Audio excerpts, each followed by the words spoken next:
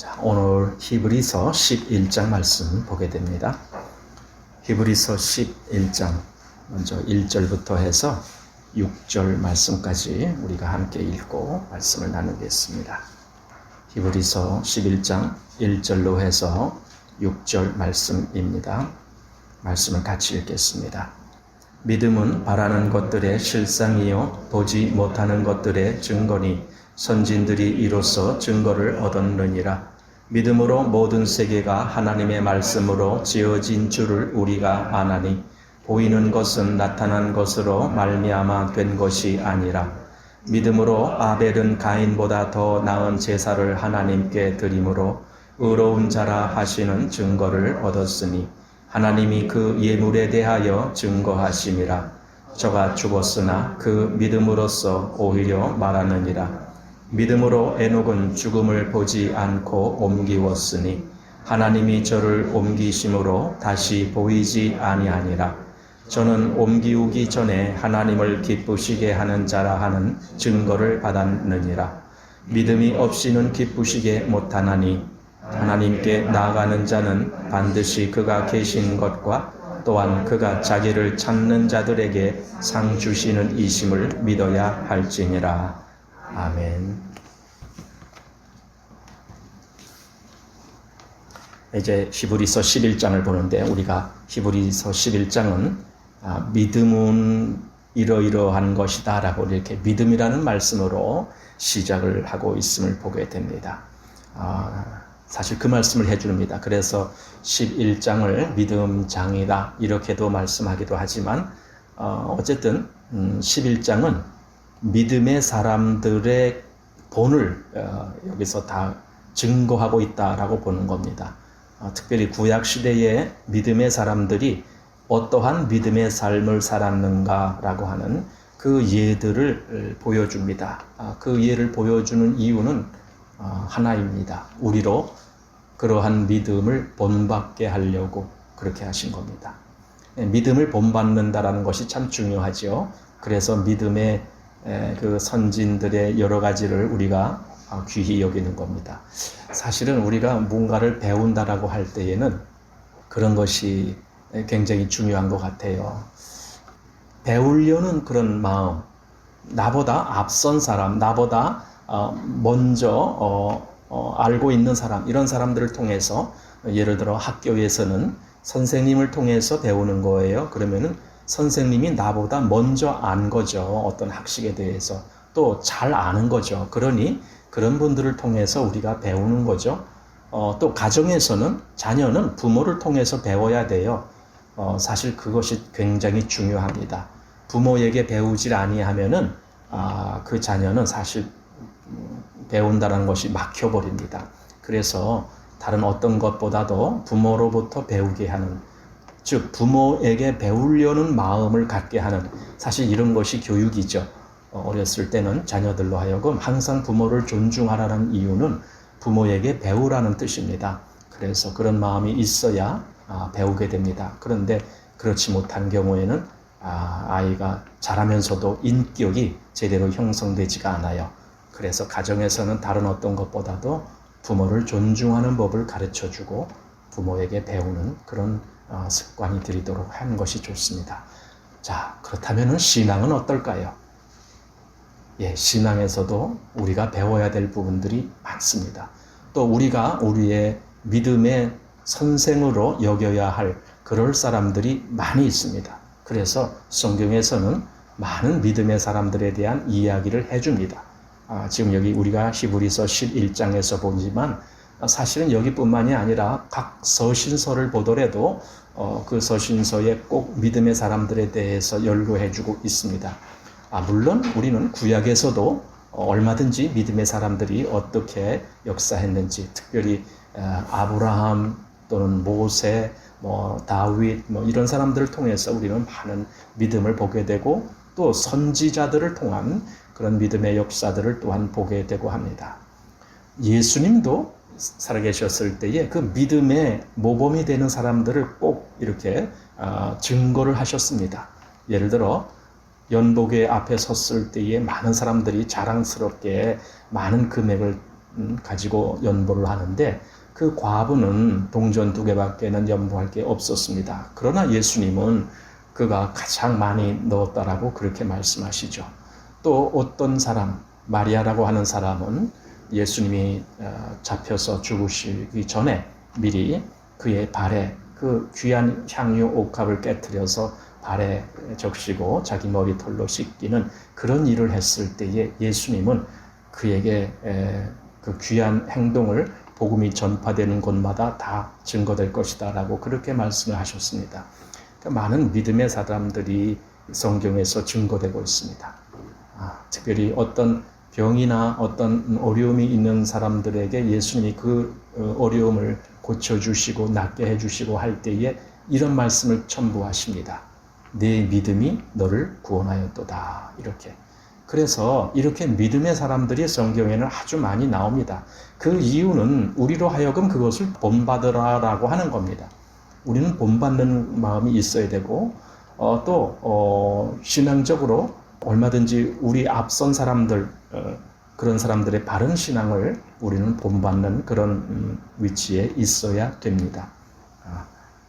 사실 고집이 센 사람들은 이런 걸 잘 안 받으려고 그래요. 계속 끝까지 자기 혼자 뭔가 해결하려고 그래요.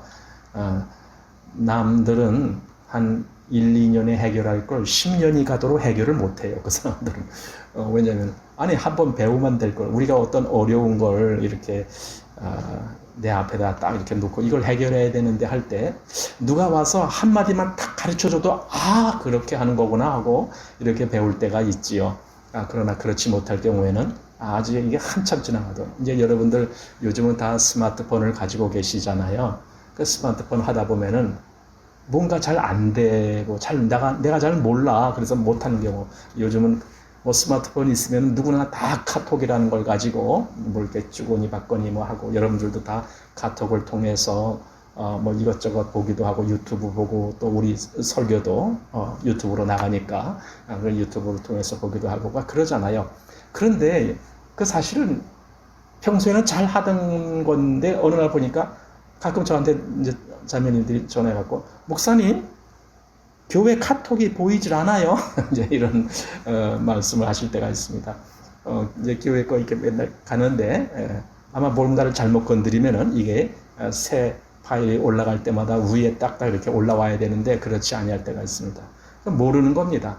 아무리 이래도 안 되고 저래도 안 되고 그냥 안 되는 겁니다. 그때 누가 이거 잘 아는 사람이 와서 이거요? 이거는 이렇게 하는 겁니다 하고 한 번만 딱 가르쳐주면 되는 거잖아요. 그러니까 정말 잘하는 사람한테 잠깐만 우리가 배워도 금방 배울 것을 혼자 끙끙거리면은 그냥 뭐 한 달, 2달 가도 해결 못하는 그런 경우가 있거든요. 그래서 우리는 신앙의 이 선진들의 모습들을 보면서 우리가 배워야 할 부분들이 여기 많이 있다는 걸 좀 보고 배워야 될 것 같아요. 자, 한번 여기 본문으로 한번 들어가 보겠습니다. 먼저 지금 12장 말씀을 보는데 여기 믿음이라는 말씀이 갑자기 나온 게 아니에요. 왜냐하면 10장 뒷부분에서 바로 그 믿음을 이미 말씀을 했습니다.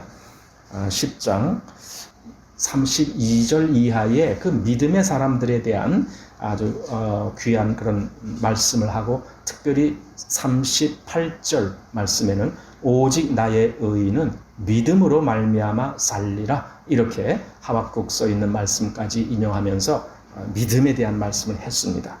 자, 그리고 이제 그 앞에 22절부터 해서 24절에 지난번에 제가 말씀드리면서 그 말씀 드린 것 같은데 여기 보면은 제가 한번 읽어볼게요. 22절, 10장 22절입니다. 우리가 마음의 뿌림을 받아 양심의 악을 깨닫고 몸을 맑은 물로 씻었으니 참 마음과 온전한 믿음으로 하나님께 나아가자. 또 약속하신 이는 믿으시니 우리가 믿는 도리의 소망을 움직이지 말고 굳게 잡아 서로 돌아보아 사랑과 선행으로 격려하며. 자, 이렇게 됐을 때 22절에서는 믿음으로 하나님께 나아가자라고 믿음의 말씀을 했고 그 다음 23절에서는 우리가 믿는 도리의 소망을 움직이지 말고 해서 소망의 말씀을 했고 그 다음에 24절로 가서는 서로 돌아보아 사랑과 선행을 격려하며 이렇게 사랑의 말씀을 했습니다. 그러니까 10장에서 믿음, 소망, 사랑의 말씀을 했는데 그 말씀이 이제 11장부터 나오는 거예요. 그래서 11장은 믿음에 대해서 말하고 12장은 소망에 대해서 말하고 13장은 사랑에 대해서 말해요. 여기 한번 11장 1절에 믿음은 바라는 것들의 실상이요. 이렇게 믿음의 시작이 됐습니다. 그런가 하면은 12장 2절 말씀 보면은 믿음의 주요 또 온전케 하시는 이인 예수를 바라보자. 여기 바라본다라는 것은 기다린다라는 의미도 있고 또는 소망한다라는 그런 의미가 있는 겁니다. 그래서 12장은 소망에 대해서 말씀하고 있고 또 13장으로 가면은 형제 사랑하기를 계속하고 이렇게 형제 사랑이라는 말이 제일 먼저 나오고 있습니다. 그래서 10장에서 우리가 본 신앙의 믿음, 소망, 사랑의 이 모습이 그대로 다시 히브리서 기자는 11장, 12장, 13장을 통해서 그 말씀을 또 자세히 말씀하고 있습니다. 그렇다면은 이제 오늘은 11장을 보는 겁니다. 11장은 그래서 믿음의 장이 되는 겁니다. 믿음에 대해서 말씀하는 거예요. 즉 믿음으로 산 사람들의 그 본이 어떠냐를 우리에게 보여주시는 말씀이 11장입니다. 그래서 이 11장은 특별히 그 앞에 10장 아까 말씀드린 32절부터 해서 39절까지의 그 말씀 속에 거기에 그 믿음의 훌륭한 모습들이 나오는데 그것을 그대로 다시 11장에 와서 표현한 겁니다. 여기 12장에는 이렇게 시작하는 대목이 나와요. 1절에 이름으로 우리에게 구름같이 둘러싼 허다한 증인들이 있으니 여기 이 허다한 증인이란 말이 뭔가 했을 때 그게 믿음의 사람들이다 그 뜻이에요. 그러니까 11장에서 믿음의 사람들을 쭉 여러 사람들을 말을 하고 12장에 오면서 바로 이 사람들이 우리에게 구름과 같은 허다한 증인들이다 이렇게 말을 하고 이제 12장으로 들어간 거거든요. 우리에게는 믿음으로 산 이런 선배들이 많다라는 거예요. 그걸 우리가 이제 보게 되는 겁니다.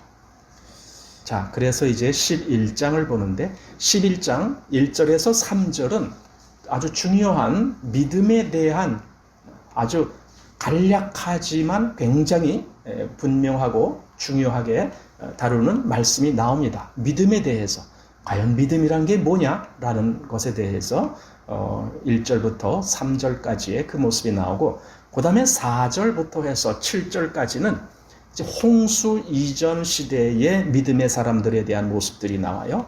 그 다음에 8절에서 22절까지는 이제 8절부터는 홍수 이후인데 특별히 22절까지는 족장 시대의 믿음의 사람들 그리고 23절로 해서 31절까지는 모세 시대에 특별히 이제 모세 시대 하면은 그때는 이제 여호수아도 같이 포함되는 겁니다. 그래서 모세 시대의 믿음의 사람들 그리고 32절로 해서 40절까지는 모세 이후 시대 그때는 선지자의 시대가 되고 또는 사사들의 시대도 되고 이제 이럴 때가 됩니다. 그래서 이렇게 시대별로 해서 믿음의 사람들이 이렇게 했다라고 하는 그 모습을 이 11장에서 보여주고 있습니다.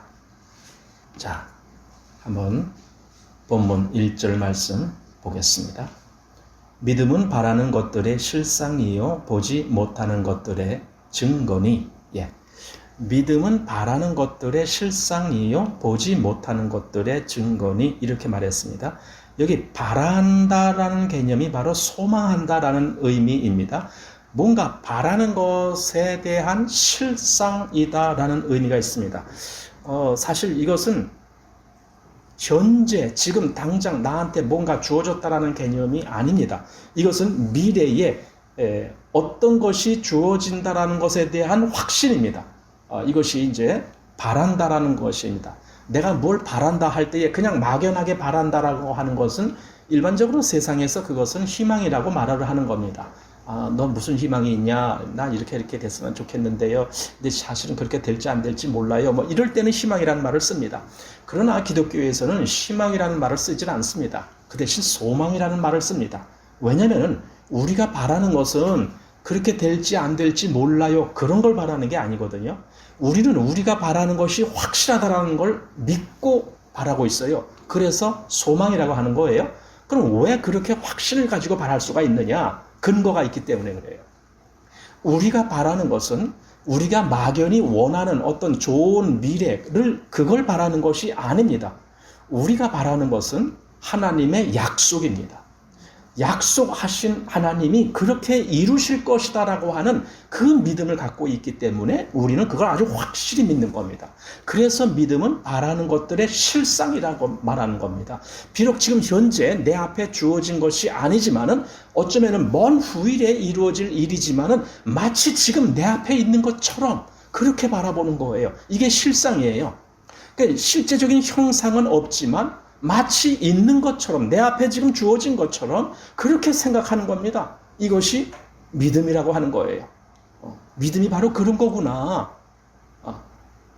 물론 믿음을 잘못 해석하는 사람들은 자기가 고안해내고 생각한 어떤 그것에 대한 결과에 대한 아주 끈질긴 매달림 뭐 이런 걸 믿음이라고 생각하려고 하는 사람들이 있는데 그건 자기 고집이고 자기 의지고 하여튼 그런 거예요. 여러분, 그런 것은 물론 될 수도 있겠죠. 그러나 안 될 수도 있고, 그건 상관없어요. 그것이 그대로 이루어진다 할지라도 그것이 지금 하나님의 역사와 상관이 없어요. 자기가, 예를 들어, 가끔 그런 것들이 이제 인터넷상에 또는 뭐 유튜브 같은 데 올라와요. 뭐냐면 성공한 사람들이 어렸을 때부터 이제 꿈을 갖는 거예요. 내가 이제 30대쯤 되면은 내가 어떻게 하겠다. 40대쯤 되면은 내가 어떻게 하겠다. 이런 자기가 나름대로의 꿈을 갖고 그 꿈을 현실화시키기 위해서 부단히 이제 노력을 하는 거예요. 그러다가 정말 그 나이가 됐을 때에 그렇게 된 사람들이 있습니다. 그런 사람들이 대개 이제 유튜브 같은데 그 강연하는 것이 나와요. 그래서 말하자면은 이 사람이 이렇게 성공적으로 자기의 꿈을 이뤘으니까 많은 다른 사람들도 좀 이 사람을 통해서 배워서 그렇게 하라. 뭐 그런 의도겠죠. 그래서 연설을 하는 것이 나옵니다. 그 연설 들으면은 참 저 사람 대단하다. 막 이런 이제 얘기가 나오고 그럽니다. 하지만 우리가 지금 보는 말씀은 그런 차원이 아닙니다. 다시 말해서 그렇게 어떤 사람이 성공함 그것은 여기서 말한 믿음과는 전혀 관계가 없는 부분입니다. 그건 그냥 세상에서 사람들이 자기 의지적으로 뭔가를 이루는 거예요. 뭔가 이루는 거예요. 그래서 그걸 보고 성공했다 뭐 그렇게도 이야기하는 겁니다. 그러나 여러분 우리는 성공을 바라는 게 아니라 하나님의 역사를 바라고 있어요. 하나님이 그렇게 완전히 역사하실 것을 우리는 보고 그것이 이루어질 것을 기다리고 있어요. 때가 됐을 때에 그것이 이루어진다는 걸 우리는 그걸 기대하고 있다니까요. 그러니까 믿음은 분명히 다른 거죠. 현재는 그것이 보이지 않지만 미래에 대한 확신이에요. 그것을 우리가 믿음이다라고 이야기합니다. 하나님이 말씀하셨기 때문에. 계속 그 앞에서 10장 38절에 오직 나의 의인은 믿음으로 말미암아 살리라. 이걸 제가 지난주에 왜 신약성경 로마서와 갈라디아서와 히브리서에 3번씩이나 그 하박국에 있는 말씀을 인용했느냐라는 그것을 제가 지난주에 말씀드렸다라고 생각되는데 그때 제가 그 로마서와 갈라디아서와 히브리서의 경우가 다 다르다. 그 핵심적인 의도가 다르다. 똑같이 믿음을 말하지만은 이게 뭔가 다른 면이 있다라고 제가 지난주에 말씀드린 것 같아요. 근데 여기 지금 히브리서에서는요. 이 어떤 의도로 그걸 인용했느냐 했을 때 이것은 적극적인 그 믿음의 삶을 말하는 겁니다. 여기서 산다라는 개념은 뭐 구원받는다, 거듭난다 그런 차원이 아닙니다. 이 히브리서는요. 그리스도인이 정말 믿음의 사람이 살 때에 그가 계속 믿음에 의해서 그 길을 간다라는 의미입니다. 다시 말하면은요. 삶이 믿음의 삶이 된다. 그런 의도로 여기서 인용을 했습니다. 그리고 실제로 히브리서 11장에 가면은 바로 그런 사람들이 나오는 거예요. 즉 믿음의 삶을 산 사람. 구원받은 사람 이게 아니고 믿음의 삶을 산 사람 이거예요. 그걸 말하고 있어요. 예를 들어 그래서 여기 지금 미리 보면은 아브라함 이야기도 나옵니다. 그런데 아브라함 이야기가 나오는데 롯의 이야기는 안 나와요. 여러분, 사실은 롯도 구원받은 사람이고 하나님의 사람이잖아요. 우리 베드로서에 보면은 바로 그가 그 소돔성에서 그 의로운 롯이라고 표현을 하면서 그가 거기서 많은 사람들 때문에 굉장히 마음에서 고민하고 막 괴로워했다, 그런 내용도 나오고 그러잖아요. 어쨌든 롯도 그런 사람이에요. 그런데 여기 히브리서 11장에는요 롯을 여기다 쓸 수가 없어요. 왜냐하면 믿음으로 살았느냐, 이 문제에 있어서 롯은 그렇지 못했습니다. 롯은 자기 욕심으로 살았잖아요. 소돔이라고 하는 그 풍성한 어떤 물질 세계를 향해서 그의 삶이 글로 갔잖아요. 그가 믿음을 향해 간 것이 아니라 세상 어떤 그 자기 마음에 흡족한 그것을 쫓아갔잖아요. 그러니까 세상으로 쫓아갔다라는 말과 자기 마음을 주장하면서 갔다라는 말은 사실은 동의어예요. 똑같은 거예요. 우리 마음이 원하는 것이 세상이기 때문에 그래요. 이게 죽은 마음이거든요. 죽은 마음. 그 에베소서 2장에 보면은 그 얘기가 나오죠. 전에는 우리도 다 그 가운데서 우리의 욕심을 따라 뭐 이런 일을 행했다 이제 할 때 바로 그 내용이거든요. 그러니까 우리 마음에서 원하는 것이 바로 세상에서 잘 사는 거거든요. 그 육신의 욕구라고요.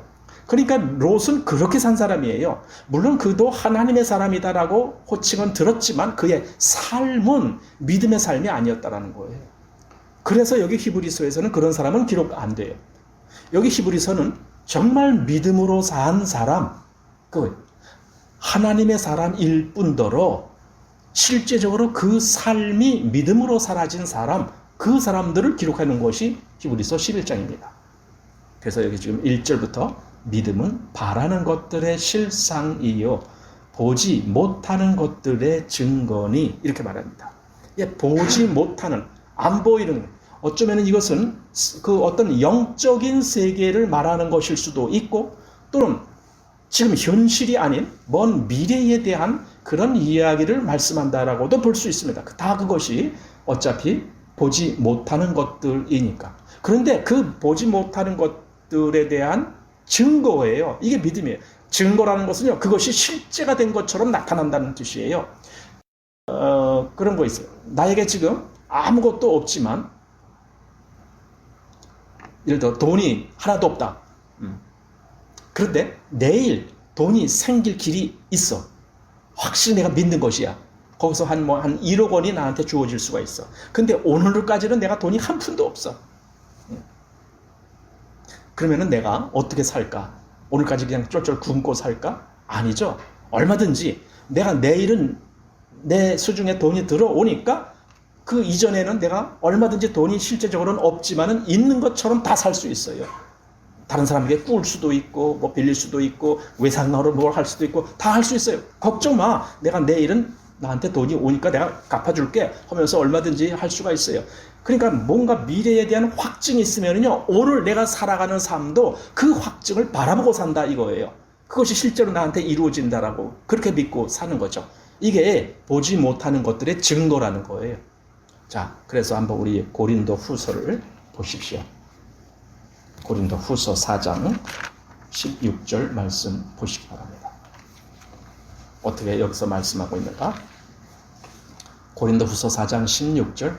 그러므로 우리가 낙심하지 아니하노니 겉사람은 후패하나 우리의 속은 날로 새롭도다.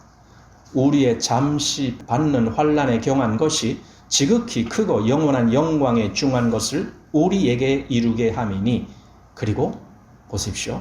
우리의 돌아보는 것은 보이는 것이 아니요 보이지 않는 것이니, 보이는 것은 잠깐이요 보이지 않는 것은 영원함이니라. 이거죠. 보이지 않는 것, 그것을 우리가 바라는 것은 보이지 않는 것이에요. 이것은 미래에 대한 말씀도 되지만 이것은 이 육신으로는 볼 수 없는 영적인 세계도 되는 거예요. 그것을 우리가 바라고 있어요. 사실 우리가 무엇을 바라고 있는가 했을 때에 세상 사람들이 우리를 보면은 참 우리는 저 사람 좀 이상해, 머리가 좀 이상해졌나 봐, 미친 사람인가 봐, 아마 이런 이야기 들을 수도 있을지 몰라요. 왜냐하면 전혀 세상의 눈으로 볼 수 없는 것을 우리는 보기 때문에 그래요. 아니, 하나님이 역사하시는 것을 우리가 알잖아요. 하나님이 어떻게 이 세상을 창조하신 것을 알잖아요. 그럼 세상 사람들에게 이 세상은 하나님이 만드셨어, 창조하셨다니까, 이렇게 얘기를 해보세요. 그럼 그 사람들이 어떻게 생각하는가? 저 사람이 조금 바보 같은 그런 생각을 좀 하는가 보다, 뭐 이런 사람도 있을 것이고, 어떤 사람들은 그냥 저 머리가 좀 이렇게 됐나가 봐, 뭐 그럴 사람도 있을 것이고, 세상이 그래요. 하나님이 창조하셨다 그 얘기를 하면은 세상에 속한 그 눈은 전혀 보질 못하고 오히려 그것을 이상하게 생각하는데, 그런데 우리는 아니 하나님이 창조하신 것을 하나님이 창조하셨다라고 믿지 못하는 그것이 이상한 거잖아요. 우리가 볼 때에는. 사실 세상에는요 이렇게 많은 사람들이 살지만 지금은 거의 80억의 인구가 산대요. 인구가 그렇게 늘어났어요. 조만간에 그냥 확확 늘어나는데, 인도가 아마 내년쯤에는 중국보다 인구수가 더 많아질 거래요. 중국은 인원을 그래도 어느 정도 이렇게 통제를 하고 했는데, 인도는 그냥 낳는 대로 다 기르는가 봐요. 그래서 인도가 인구가 지금 뭐 중국하고 거의 비슷하게 14억 명 뭐 그 정도 되는데, 그런데 조금 아직은 중국이 조금 많은가 봐요. 그런데 내년쯤 되면은 인도가 중국을 추월한대요. 그렇게 인구들이 콱콱 늘어나요. 그럼 전 세계 지금 뭐 한 80억의 인구를 바라보고 있대요. 여러분, 그 80억의 인구 얼마나 많은 인구예요? 그런데 그 인구가 딱 둘로 나누는 거예요. 지금 무슨 뭐 종교가 무슨 뭐 이슬람교냐 불교냐 기독교냐 그런 걸로 나눠지는 게 아니에요. 딱 둘로 나눠지는데, 하나님의 말씀을 믿는 사람과 믿지 않는 사람, 그렇게 둘로 나눠져요. 그렇게 갈라져요, 세상이. 세상에는 딱 두 종류의 사람이 있어요. 그래서 하나님의 이 약속의 말씀을 진짜로 믿는 사람과 하나님을 믿지 못하는 사람, 그게요. 그 히브리서 여기 11장에 나오는 사람들은 어떤 사람들일까요? 진짜 믿은 사람들이에요. 이게 바로 그것을 우리가 성경을 통해서 보는 거예요. 자, 그래서 1절에 믿음은 바라는 것들의 실상이요 보지 못하는 것들의 증거니. 그러니까 바라는 거야. 아직 현실 세계로 오지 아니한 먼 미래야. 또 현실의 눈으로 볼 수도 없는 어떤 다른 영적인 세계라든가 또는 미래에 대한 내용인데, 그거를 실제적으로 보는 것처럼 하고 산다라는 거예요. 실제적으로. 2절 보십시오. 선진들이 이로써 증거를 얻었느니라. 그 선진들이 증거를 얻었다라고 하면서 그 다음에 4절부터 이제 그 증거를 얻은 사람들의 명단이 쭉 나오는 거예요. 증거를 얻었다는 것이 무슨 뜻이냐면요, 하나님이 그의 믿음을 인정하셨다, 그 뜻입니다. 그래, 이 사람은 믿음의 사람이다. 물론 하나님이 그렇게 딱 명시를 해서 말씀을 하진 않았지만은 인정을 해준다는 거예요. 믿음의 사람으로. 그러니까 여기 증거라는 말이 두 번 나오는데, 1절에 나온 증거와 2절에 나온 증거라는 말인 용도가 다릅니다. 1절은 실제로 우리가 믿음의 사람인 것을 드러내는 증거고, 2절은 하나님이 그의 믿음을 인정해 주시는 증거고, 이렇게 되는 겁니다. 그래서 다릅니다. 증거를 얻은 겁니다. 즉 하나님 앞에 인정된 겁니다. 3절, 믿음으로 모든 세계가 하나님의 말씀으로 지어진 줄을 우리가 아나니 보이는 것은 나타난 것으로 말미암아 된 것이 아니라, 이렇게 됐습니다. 하나님의 영역은 믿음이 아니고는 알 수가 없습니다. 이 세상의 창조는 그건 하나님의 영역입니다. 그것은 믿음이 아니고는 알 수가 없습니다. 그걸 반대로 뒤집으면요, 믿음은 하나님이 세상을 창조하셨다는 것을 안다, 그 말입니다. 우리는 성경을 읽을 때 참 어떤 때는 이제 아직 믿음의 길에 들어오지 못한 사람들 속에는 그런 사람들이 있어요. 예를 들어 창세기를 누가 기록했지 할 때에 우리는 이제 옆에서 이제 아는 사람이 대답해 줍니다. 그건 모세가 기록했어. 그래서 창세기부터 신명기까지를 모세오경이라고 말해. 그거 모세가 기록한 거야, 다 이 5권을. 이렇게 말해줍니다. 그러면 이런 질문 또 나옵니다. 아니, 모세는 언제 태어난 사람이야? 이렇게 금방 얘기가 나옵니다. 그 사람 주전 한 1500년경 그때 사람이야. 이렇게 얘기해 줍니다. 그러면 질문이 탁 나오는 거예요. 아니 1500년 주전 1500년 즉 BC 1500년 전에 태어나서 그때 살았던 사람이 어떻게 태초의 일을 알 수가 있어? 이렇게 나오는 거예요. 하나님이 이 땅을 또 이 하늘을 이 우주를 창조하실 때 모세가 그거 봤나? 못 봤을 거 아니야. 그런데 어떻게 그걸 기록했느냐? 이제 이렇게 나옵니다. 그런데 믿음의 사람은요, 하나님이 이 땅과 이 우주를 창조하시기 그 이전 이야기도 합니다. 예를 들어 사도 바울 얘기 보세요. 태초에 이거 뭐야? 아니 창세 전에 그 얘기를 하시잖아요. 창세 전에 하나님이 그리스도 안에서 우리를 택하셨다 이 말씀을 하시거든요. 그럼 그거 봤나? 아니요. 이 육신으로는 전혀 보이질 않아요. 그런데 여기 뭐라 그러냐? 보지 못하는 것들의 증거다라고 되어 있고 바라는 것들의 실상이라고 되어 있고 그래요. 보지도 못하고 바랄 수도 없는 현실 세계에서는 그렇지만 그것이 사실이 되어 와요. 이게 믿음이에요. 그러니까 하나님에 대해서도 물론 하나님이 뭐 사도 바울이나 또는 모세에게 그 모든 것에 대해서 보여주시고 알게 해주시고 하는 그런 역사가 있었죠. 어쨌든 그들이 그걸 믿음으로 본다라는 뜻입니다. 믿음으로. 그래서 여기 믿음으로 모든 세계가 하나님의 말씀으로 지어진 줄을 우리가 아나니 이제 우리라는 말씀을 여기 딱 넣습니다. 여기 우리는 지금 현재 그리스도인들을 다 얘기하는 거예요. 그러니까 여기 뭐 선진들이 이렇게 했다. 그 얘기 선진들만 이야기한 것이 아니라 여기에 우리가 나온 겁니다. 여러분 우리도 마찬가지입니다. 여기 히브리서 3장에 나온 우리 속에 지금 현재의 우리도 포함되어 있는 것 같은 느낌이 듭니다. 우리도 애초에 하나님이 이 모든 피조물을 창조하실 때 그때 하나님이 이렇게 하셨다라는 걸 우리도 믿음으로 아는 거예요. 믿음으로 하는 거예요.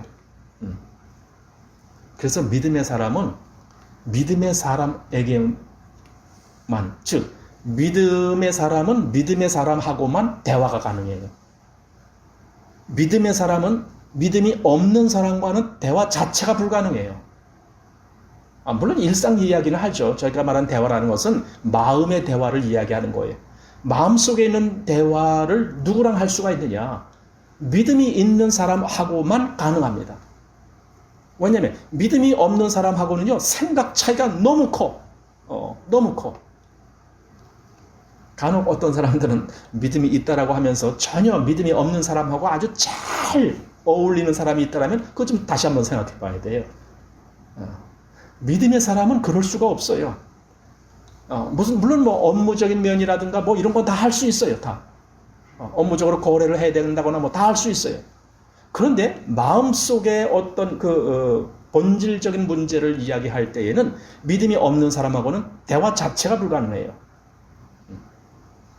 한마디로 살아있는 사람하고 죽은 사람하고 대화하는 것 같아요. 여러분 그 대화가 되겠습니까? 살아있는 사람하고 죽은 사람하고. 제가 정동석 목사님 그 설교를 조금 들어봤는데 그분이 이런 간증을 하신 대목이 나와요. 자기가 이제 그 말씀을 전하면서 하니까 많은 사람들이 와서 예, 좋다고 은혜 받는다는 거예요. 사실 보통 사람들이 뭔가 이렇게 말씀을 들려주면은요 굉장히 좋아하는 사람들이 있어요. 왜냐하면 이런 이야기는 아무 데서나 들어본 이야기가 아니거든요. 그러니까 너무 좋은 거야. 야 대단해 은혜 듣다 막 이렇게 얘기하는 거예요. 그러면서 당신은 어떻게 그걸 알게 됐습니까? 어떻게 이런 오묘한 성경의 진리를 다 알게 됐습니까? 막 이렇게 와서 질문한대요. 그러면은요 이제 그때 자기 얘기를 한다는 거예요. 정말 이렇게 내가 이전에는 내가 이걸 몰랐을 때에는 내가 이렇게 종교 생활을 하고 내가 이렇게 그냥 아무런 의미 없이 그냥 기도도 정말 전혀 어떤 하나님의 뜻도 모르고 자기 욕심을 위해서 구하는 그런 기도만 잔뜩 해갖고 막 이렇게 하고 막 이렇게 자기 얘기를 그렇게 하다가 정말 그것이 어느 날 깨우침을 알게 되고 그래서 그다음부터는 그런 걸 딱 끝이고 더 이상 나는 그런 기도 안 한다.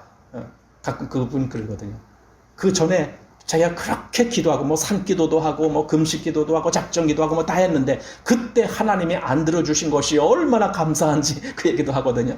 그러니까 그런 얘기를 하고 막 그래요. 그러면요 옆에서 그걸 듣고 있던 사람들이 갑자기 그런데요. 아니 그러면 당신은 지금 우리 보고 구원 못 받았다라고 하는 거요? 이렇게 질문한대요. 왜냐면은 지금 그 사람들이 여기 지금 이 정동석 목사가 과거에 했던 일을 지금 그냥 하고 있거든요. 지금 현재. 그러니까 아니 우리 지금 그렇게 하고 있는데 당신은 그런 사람들 보고 그럼 하나님도 모르는 사람이다라고 지금 그렇게 하는 거요? 그러면 또 그 이제 정동석 목사가 그런데요. 아니 난 당신들 보고 구원 못 받았다 안 받았다 난 그 얘기 하는 거 아니야. 난 내 얘기만 하는 거야. 이 얘기를 하는데 난 내 얘기 하는 거야. 당신이 나한테 질문했잖아. 내가 어떻게 이것을 알게 됐느냐고 질문했잖아. 그러니까 내가 지금 이 얘기를 하는 거야. 당신이 구원 받았는지 안 받았는지 난 그건 몰라. 난 내 얘기만 하는 거야. 그런데도 이 옆에 있는 사람들이 이제 그 말 듣고 찔리는 거죠. 아, 저 사람은 우리 보고 구원도 못 받았다라고 얘기하네. 그러면서 하는 말이 이단인가 봐. 이렇게 나올 거야. 이단. 그 얘기가 나오기 전에는 말씀이 은혜롭다 어쨌다 좋다 이렇게 따라오던 사람들이 일단 자기가 찔리는 얘기를 한번 딱 듣고는 아, 저 사람 이단인가 봐 이렇게 나오는 거래요. 그 얘기를 하시라고요. 믿음의 사람과 믿음이 없는 사람과는 이렇게 차이가 나는 거예요. 똑같이 기독교인처럼 행세할 수도 있고 똑같이 세상에서 바른 길을 가는 사람인 것처럼 행세할 수 있고 다 그래요. 그러나 이건 완전히 다르다니까요.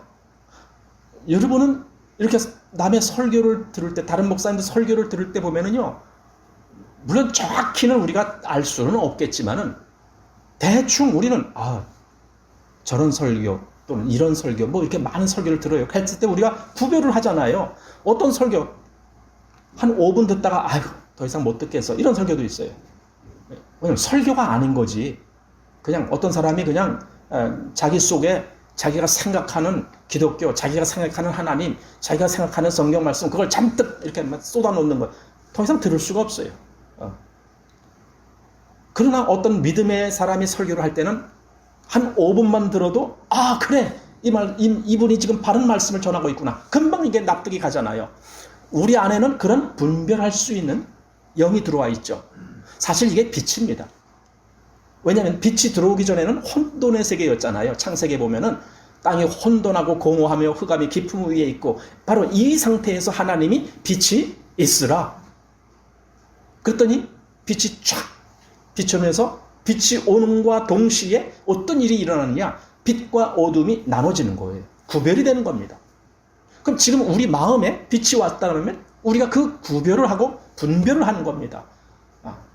지금 저가 말하는 것이 저게 지금 성경의 생명의 말씀을 전하는 것인가 아니면 성경을 빗대어서 세상 이야기를 하는 것인가 이걸 우리가 구별을 합니다. 물론 항상 우리가 다 그렇게 아주 정확하게 구별하지는 못할 수도 있어요. 그러나 우리는 그 분별을 어느 정도 하게 돼 있어요. 우리가 더 영적으로 깨어 있으면 깨어 있을수록 그 분별은 더 확실해져요. 그래서 우리가 더 가능하면 영적으로 성장을 해야 된다라는 말을 하게 되는 거죠. 자, 믿음으로 모든 세계가 하나님의 말씀으로 지어진 줄을 우리가 아나니, 하나님에 대한 것을 뭔가를 알길 원한다라면은요, 믿음으로 봐야 돼요. 믿음으로. 왜냐면은 믿음이 아니고는 전혀 알 수가 없기 때문에. 고린도전서 1장에 그 말씀 있죠. 한번 볼까요? 고린도전서 1장 21절 말씀입니다. 하나님의 지혜에 있어서는 이 세상이 자기 지혜로 하나님을 알지 못하는 거로 여기까지만. 하나님의 지혜, 즉 하나님의 역사, 하나님께 속한 어떤 영역 그런 것은 이 세상이 자기 지혜로 알지 못한다라고 되어 있어요. 이 세상이 즉 세상 지혜로는 하나님에 대해서 알지 못해요. 하나님의 영역을 알 수가 없어요. 그게 세상이에요. 이게 얼마나 큰 구별입니까? 그래서 믿음으로 모든 세계가 하나님의 말씀으로 지어진 줄 우리가 아나니 하고 보이는 것은 나타난 것으로 말미암아 된 것이 아니라 이렇게 되어 있습니다. 자, 보이는 것, 지금 우리가 보는 모든 피조물들, 그죠? 이 세상에 있는 모든 것, 이것들은 어떻게 존재된 건가? 여기 그 근거를 말하고 있습니다. 즉 보이는 것은 나타난 것, 즉 어떤 다른 피조물에 의해서 이것들이 만들어진 것이 아니다. 지금 그 말입니다. 즉 한마디로 말하면요, 하나님이 무에서 유를 창조하신 것이다 이거예요. 그러니까 지금 보는 것들은 다른 어떤 나타난 것으로 인해서 만들어진 것이 아니고 오직 하나님이 처음부터 새로 만든 것이다 이거예요. 온 세상은 하늘, 궁창, 별, 달, 해 뭐 다 하나님이 만드신 것이지 어떤 다른 것이 이렇게 슬쩍 변해서 이렇게 됐다거나 뭐 이런 것이 아니다 라는 말씀입니다. 물론 어떤 생명체 다 똑같습니다.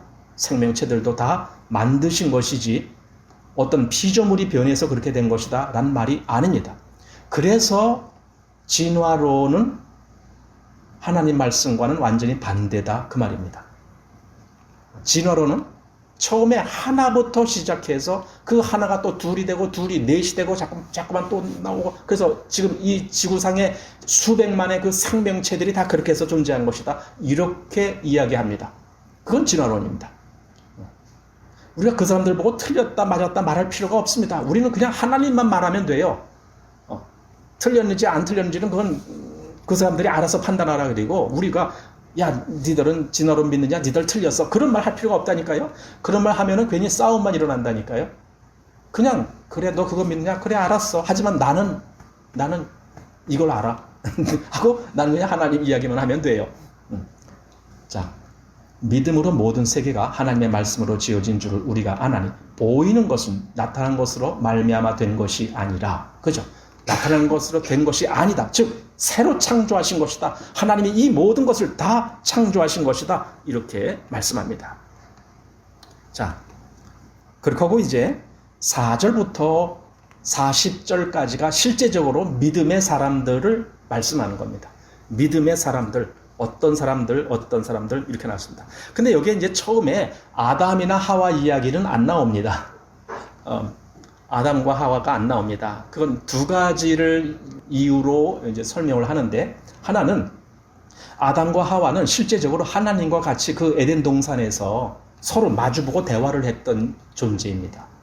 하나님이 어떤 형상으로 아담에게 보이셨는지는 모르지만 어쨌든 하나님은 아담에게 말을 하고 아담은 그에게 대답을 하고 하면서 서로 이렇게 같이 그렇게 보고 말을 했던 그런 대상입니다. 그런데 여기 히브리서에서는 그 믿음은 어떤 차원을 얘기하느냐? 보지 못하는 것들에 대한 증거들을 지금 말하려고 하기 때문에 하나님을 직접 본 아담에 대해서 아담의 믿음이 어떻고 저쩌고 말한다는 것은 그것은 여기에 맞지 않는다. 이제 이렇게 해서 아담을 제외해 놓은 사람이 있고 또 하나는 사실 아담은 믿음을 말하기 전에 그는 온 인류를 죄에 빠지게 한 장본인이다. 그러니 어떻게 믿음의 사람 측에다가 놓을 수가 있겠느냐. 비록 아담도 하나님 앞에 구원을 받고 그가 다시 은혜를 누린 사람이지만 그러나 믿음의 사람이다라고 할 건 없지 않느냐. 지금 그 얘기죠. 사실 아담이 뭘 믿었어? 나중에 죄를 범한 다음에 그 다음에 하나님이 자기에게 은혜를 주신 그 어떤 것 거기는 이제 믿음이 가지만 그 이전에는 완전히 죄를 범한 사람 아닙니까? 그래서 이제 아담을 여기서 제외시켰다. 이제 이렇게 보는 사람도 있더라고요. 그러나 이제 뭐 어쨌든 우리가 아는 것은 아담도 믿음의 사람입니다. 믿음의 사람. 왜냐면은 그 다음에 누가 나오냐면 아벨이 나오잖아요. 4절에 아벨. 그럼 아벨의 믿음이 어디서 왔느냐? 아담으로부터 영향을 받습니다. 사실 제가 아까 시작하면서 이 배움이라는 것이 참 중요하다. 그래서 자식은 부모를 통해서 배워야 된다라는 겁니다. 부모를 통해서 배워야 돼요. 그런데 여기 아담의 자손이 가인하고 아벨 두 사람이에요. 그런데 아벨은 자기 부모로부터 믿음을 배운 거예요. 가인은 자기 부모로부터 믿음을 배우지 않았던 사람이에요. 이게 갈라지는 거예요. 분명히 아담이 이제 하나님이 그들이 죄를 범한 다음에 그들에게 말씀하신 것을 통해서 복음을 들었어요. 그 복음이 무슨 내용이냐? 창세기 3장 15절에 보면은 여자의 후손이 오면은 뱀의 머리를 상하게 할 것이고 이 얘기를 해 주시거든요. 그 이야기가 복음이에요. 그걸 이제 원복음이라고 얘기를 해요. 아주 그 옛날의 복음이다. 근원적인 복음이다. 이런 의미의 원복음입니다. 여자의 후손. 여자의 후손이 와야 된다라는 이야기가 그때 아담에게 들려주셨고, 그리고 그것이 정말 나중에 선지자를 통해서 처녀가 잉태하여 아들을 낳으리니 그 이름을 임마누엘이라 하리라, 이렇게 이사야 선지자를 통해서 그 말씀을 해주셨고, 실제로 나중에 이제 복음서를 통해서 마태복음에 보면은 마리아라고 하는 처녀를 통해서 예수가 잉태돼서 나오는 그 내용이 나옵니다. 그러니까 여자의 후손이 처음 창세기 3장 15절에서 그게 복음의 차원으로서 말씀한, 즉 구약 차원의 복음이에요. 그게 구약에는요 복음이 감춰져 있기 때문에 이렇게 그냥 신약처럼 그렇게 확실한 어떤 말로 표현을 안 해줍니다. 그렇지만은 분명히 그 내용이 거기 감춰져 있습니다. 이것을 아담이 들었거든요. 하와도 듣고, 뱀에게 말하는 그 말을 옆에 있던 아담 하와가 다 들었단 말이에요. 그리고 나중에 그들에게 가죽옷을 지어 입힘으로 인해서 뭔가 이 여자의 후손이 오면 이루어질 일이 바로 이거구나. 우리가 죄로부터 이 공포 속에 하나님을 두려워하는 대상으로 볼 이때에 하나님이 우리에게 가죽옷을 지어 입히심으로, 즉 하나님은 어떤 희생 제물을 통해서 우리가 이제는 안식을 누릴 수 있고 위안을 받을 수 있는, 그것이 이렇게 이루어지는 거구나 하고 그들이 그걸 배웠단 말이죠. 그래갖고 그들이 결국 어떻게 했느냐, 가인과 아벨에게 그 이야기를 해줬겠죠. 그 엄청난 사건의 이야기를 안 해줄 수가 있겠습니까? 당연히 해줬습니다. 그것도 뭐 하루 이틀 같이 산 것도 아니고, 적어도 가인과 아벨이 그 어떤 제물 가지고 하나님께 제사를 드리는 그런 단계까지 가려면 그들이 적어도 한 20대, 30대 막 이렇게 자랐을 거라고 생각이 되집니다. 아니, 그 20-30년 동안 아담하고 그 당시 가인하고 또는 아벨하고 뭔 얘기를 해요? 뭔 얘기? 가인과 아벨은 직접 그들이 하나님을 보고 대화하는 게 아니에요. 그들은 하나님에 대해서 단지 아담을 통해서 들은 그거밖에는 없어요. 그랬는데 아벨은 양의 첫 새끼로 제물을 삼아서 제사를 지냈고, 가인은 자기의 그 땅의 소산물로 제물을 삼아서 제사를 지냈고, 이게 이제 차이가 나는 거죠. 그럼 이게 뭡니까? 아벨은 아담을 통해서 들려주신 그 하나님의 어떤 그 역사, 하나님이 왜 그렇게 하시고 왜 가죽옷을 지어 입히시고 왜 여자의 후손이 와야 되고, 이것에 대해서 아벨은 그걸 믿음으로 받았다는 내용이고, 가인은 똑같이 가인도 들었을 건데 가인은 그걸 믿음으로 갖기보다는 그냥 이야기로 들은 거예요. 이게 차이예요. 믿음으로 들은 사람은 그걸 그대로 행동으로 옮겨요. 여기서 큰 차이가 나는 겁니다. 내가 무엇을 들을 때 그것을 믿음으로 들었다면 나는 내 행동에서 그렇게 그대로 나타나게 합니다. 가인이 우리가 하나님께는 죄인이기 때문에 나갈 수가 없어. 그러니 우리는 희생제물로 그 죄값을 치러야, 그래야 하나님께 갈 수가 있어. 이 얘기를 아담으로부터 들었을 거고 아벨도 아담으로부터 들었습니다. 그런데 아벨은 그 이야기를 듣고 그것을 그대로 현실로 옮겼습니다. 여기 아까 1절에서 그랬잖아요. 믿음은 보지 못하는 것들의 증거니, 이거죠. 증거. 아벨이 정말 예수님이 오셔서 이렇게 한다라는 그걸 보지 못하잖아요. 그건 먼 미래에 될 일이니까 보지 못했지만은 그것을 실제적인 것처럼 증거를 하는 거예요. 그래서 그 생활의 삶의 믿음의 역사가 나오는 거예요. 그게 제사예요. 아벨이 드린 제사. 그러나 가인은 똑같이 아벨처럼 들었지만은 그냥 자기 생각대로 한 거예요. 자기 생각대로. 한마디로 아담을 통해서 아무것도 배우지 못한 거예요. 하나님에 관한 것. 그게 차이입니다.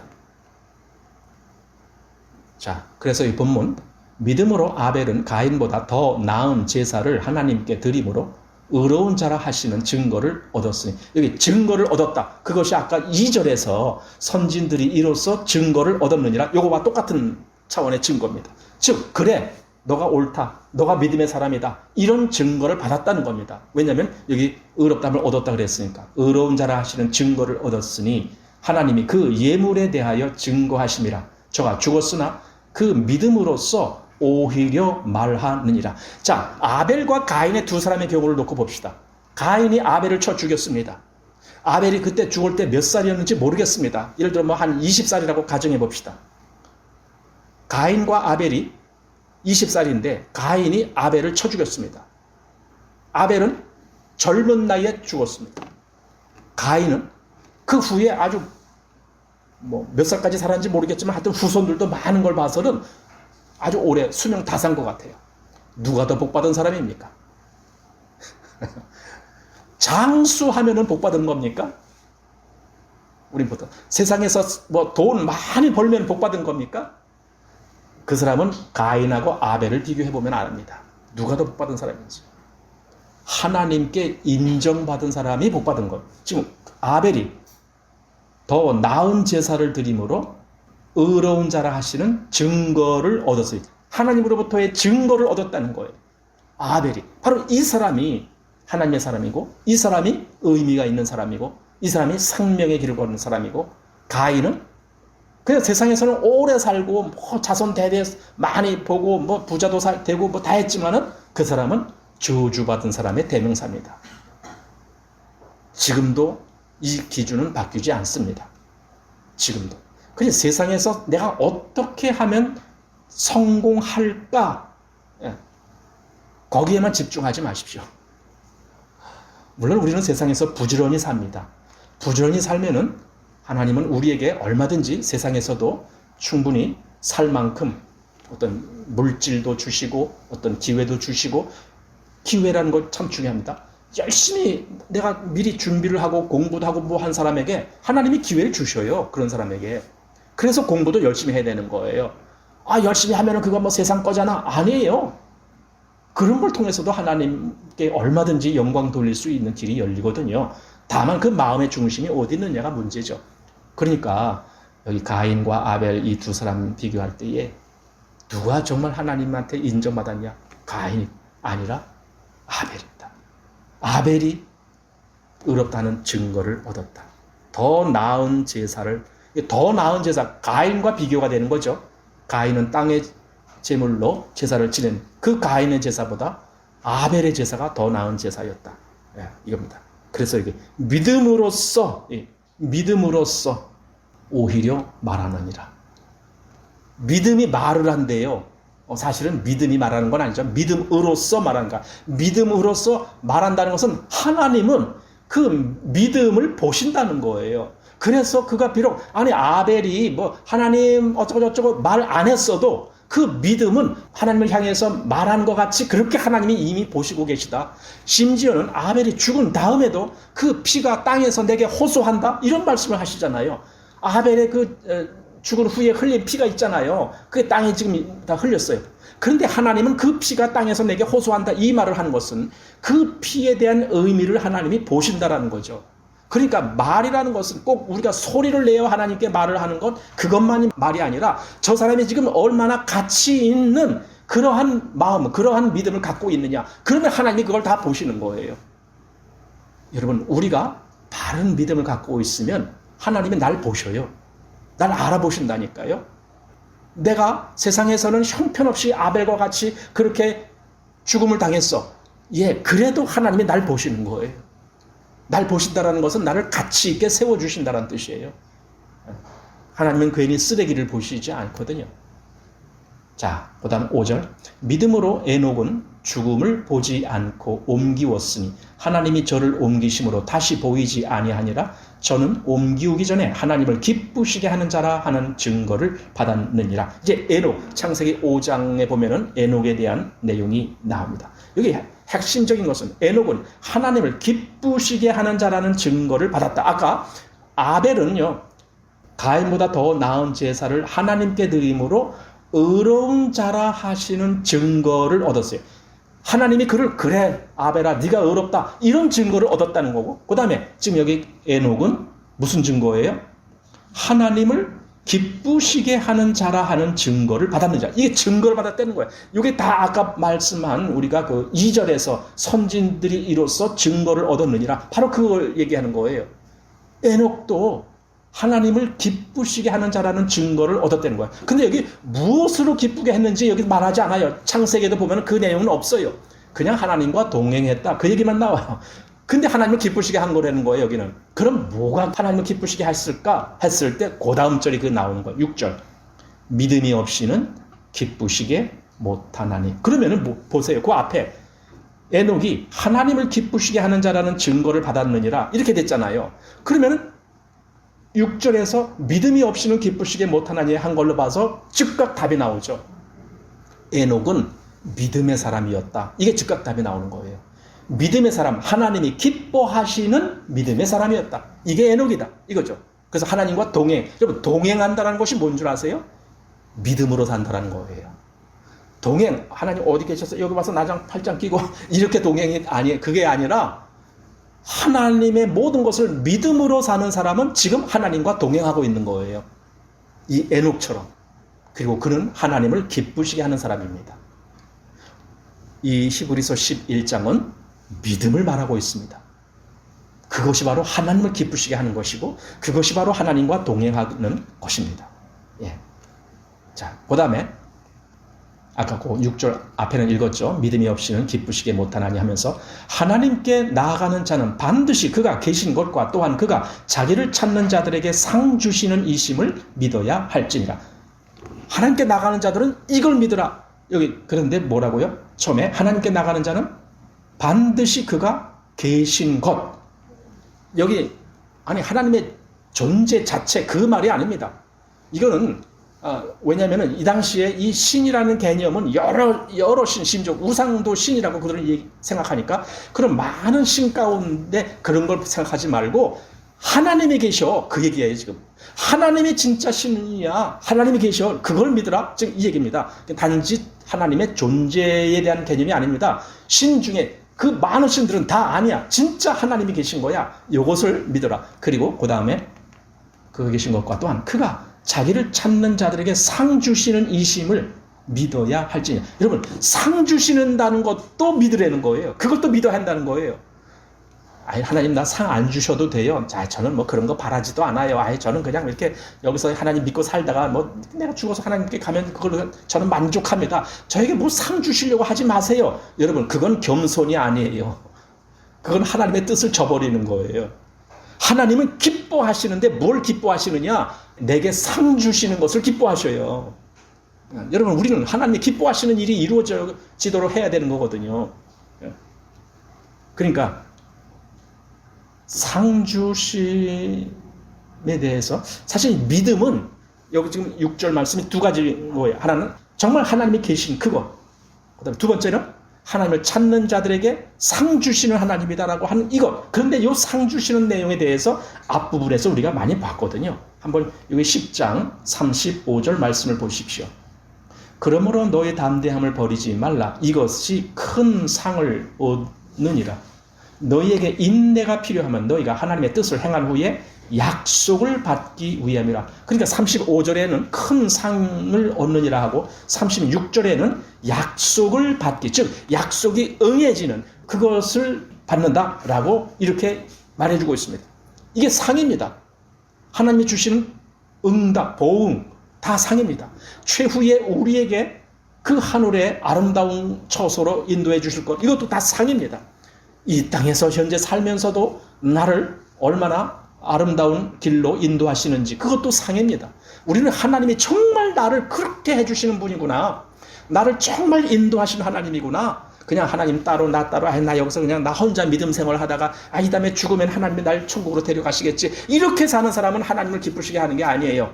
하나님은 지금도 나에게 얼마든지 상을 주시는 분이야. 그러니 내 길을 그분이 예비하시고 내 길을 저 시편에 그랬잖아요. 주의 말씀은 내 발의 등이요 내 길의 비침이다. 그럼 나를 인도하신다는 뜻이잖아요. 지금 하나님은 나를 인도하시는구나. 왜 인도하십니까? 나로 하여금 그 바른 길로 가시게 하려고, 그 안전한 길로 가게 하시려고. 그거죠. 그것 때문에 하나님이 나를 지금 인도하신다. 이런 걸 믿는 거예요. 이게 믿는다라는 개념입니다. 정말 그런 것조차를 믿어야 되는 겁니다. 그래야 하나님을 기쁘시게 하는 자가 된다. 이겁니다. 믿음에 대한 한마디로 개념, 믿음이 뭐야? 믿음으로 어떻게 사는 거야? 이런 개념, 그런 개념에 거의 서론격으로 지금 오늘 우리가 보게 된 겁니다. 그래서 1절에서 6절까지의 말씀. 자, 이렇게 하고 마치겠습니다.